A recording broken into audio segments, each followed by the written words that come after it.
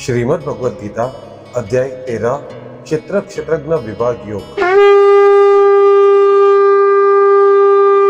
अर्जुन ने पूछा, हे केशव, मैं आपसे प्रकृति एवं पुरुष, क्षेत्र एवं क्षेत्रज्ञ और ज्ञान एवं ज्ञान के लक्ष्य के बारे में जानना चाहता हूँ। श्री भगवान बोले, हे अर्जुन, यह सभी क्षेत्र इस नाम से कहा जाता है और इसको जो जानता है उसको क्षेत्रज्ञ इस नाम से उनके तत्वों को जानने वाले ज्ञानी जन कहते हैं। हे अर्जुन, तू सब क्षेत्रों में क्षेत्रज्ञ अर्थात जीवात्मा भी मुझसे ही जान, और क्षेत्रज्ञ को अर्थात विकार सहित प्रकृति और पुरुष का जो तत्व से जानना है वह ज्ञान है, ऐसा मेरा मत है। वह क्षेत्र जो और जैसा है तथा जिन विकारों वाला है और जिस कारण से जो हुआ है तथा वह क्षेत्र जो भी और जिस प्रभाव वाला है वह सब संक्षेप में मुझसे सुन।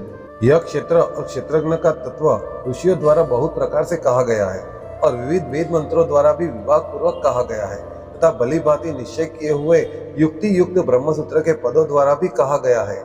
5 महाभूत, अहंकार, बुद्धि और मूल प्रकृति भी, 10 इंद्रिय, 1 मन और 5 इंद्रियों के विषय अर्थात शब्द, स्पर्श, रूप, रस और गंध तथा इच्छा, द्वेष, सुख, दुख, स्थूल देह का पिंड, चेतना और द्रुति, इस प्रकार विकारों के सहित यह क्षेत्र संक्षेप में कहा गया है।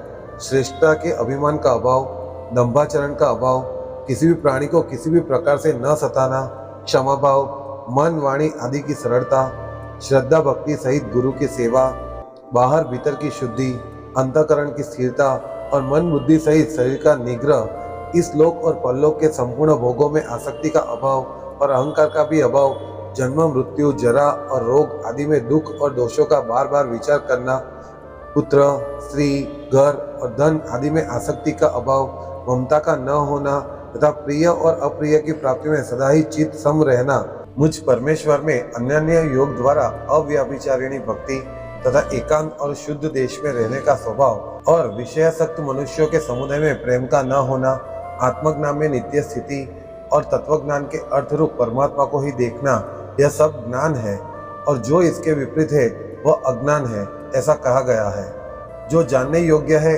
तथा जिसको जानकर मनुष्य परमानंद को प्राप्त होता है उसको भली भांति कहूँगा। वह अनादि वाला परिब्रह्म न सत ही कहा जाता है न असत ही।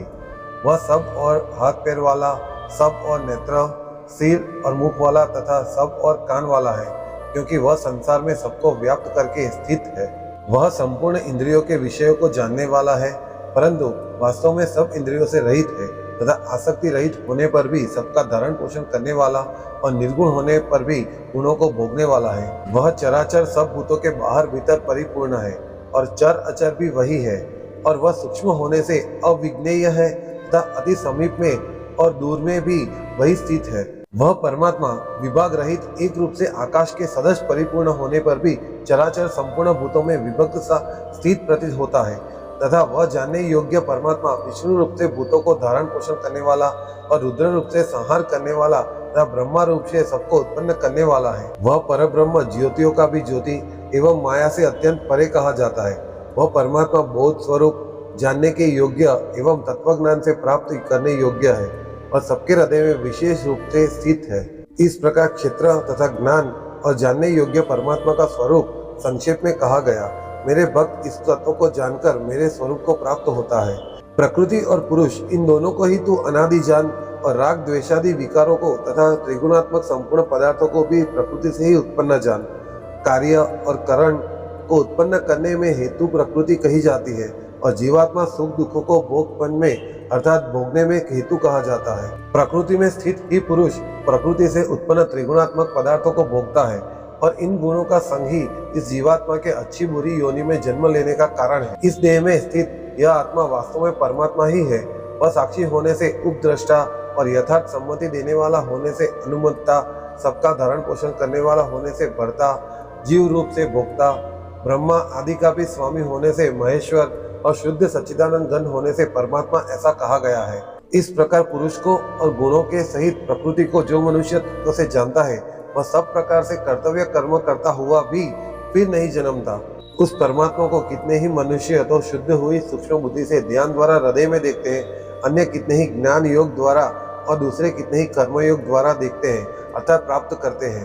परंतु इनसे दूर अर्थात जो मन बुद्धि वाले पुरुष है वे इस प्रकार से न जाने हुए दूसरों से अर्थात तत्व के जानने वाले पुरुषों से सुनकर ही तदनुसार उपासना करते हैं और वे श्रवण परायण पुरुष भी मृत्यु रूप संसार सागर को निसंदेह तर जाते हैं। हे अर्जुन, यवन मात्र जितने भी स्थावर जंगम प्राणी उत्पन्न होते हैं उन सबको तू क्षेत्र और क्षेत्रज्ञ के संयोग से उत्पन्न जान।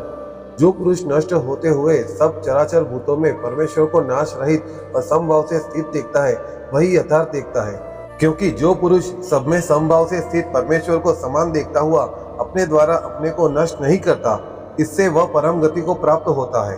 और जो पुरुष संपूर्ण कर्मों को सब प्रकार से प्रकृति द्वारा ही किए जाते हुए देखता है और आत्मा को अकर्ता देखता है वही यथार्थता देखता है। जिस क्षण यह पुरुष भूतों के पृथक पृथक भाव को एक परमात्मा में ही स्थित तथा उस परमात्मा से ही संपूर्ण भूतों का विस्तार देखता है उसी क्षण वह सच्चिदानंद घन ब्रह्म को प्राप्त हो जाता है।